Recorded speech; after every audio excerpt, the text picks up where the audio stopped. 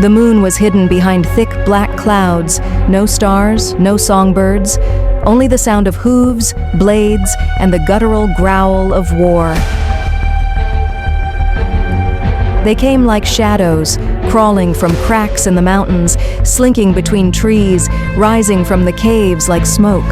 Goblins, hundreds of them, their greenish skin slick with war paint, their rusted blades catching glimmers of lightning.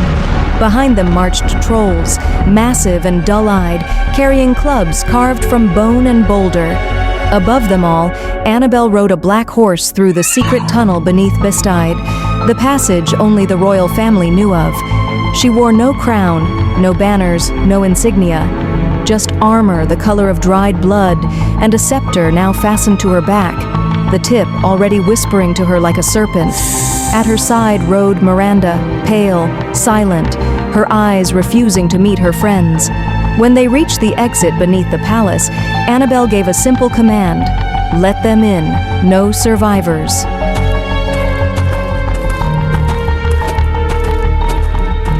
Inside the castle, the palace was quiet. Only the flicker of torches and the occasional footsteps of guards echoed in the long corridors. The mood was somber. Grief loomed over the kingdom like fog. In the high chamber, Eliana sat in silence beside her father's still body. She had not moved in hours. The healers had long since left. Outside the window, rain began to fall, soft and sorrowful. Then, a scream. A single sharp sound that shattered the silence like glass. Eliana rose instantly, heart pounding.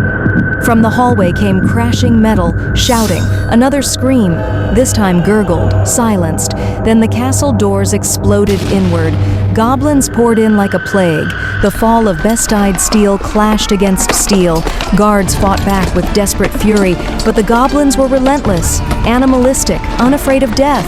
Trolls tore through walls, magic burst in every direction as elven mages tried to hold the lines, but they were overwhelmed.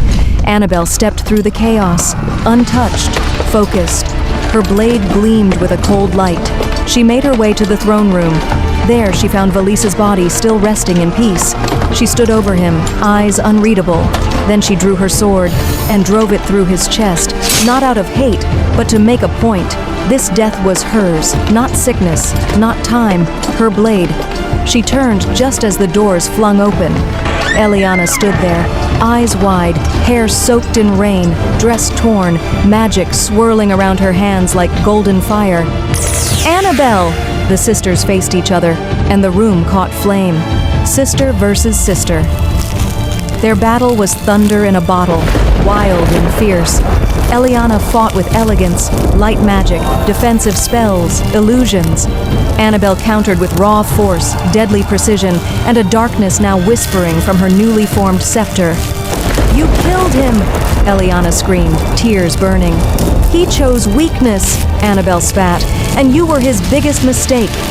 They clashed, blade against barrier, fire against fire, until Eliana faltered, dropped to one knee. Annabelle stood over her, blade raised, chest heaving, but she didn't strike. "Imprison her," she said coldly. "Let her rot with the others who still believe in fairy tales."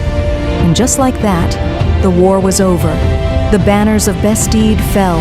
The crystal of life was seized, and Queen Annabelle was born in flame, betrayal, and blood.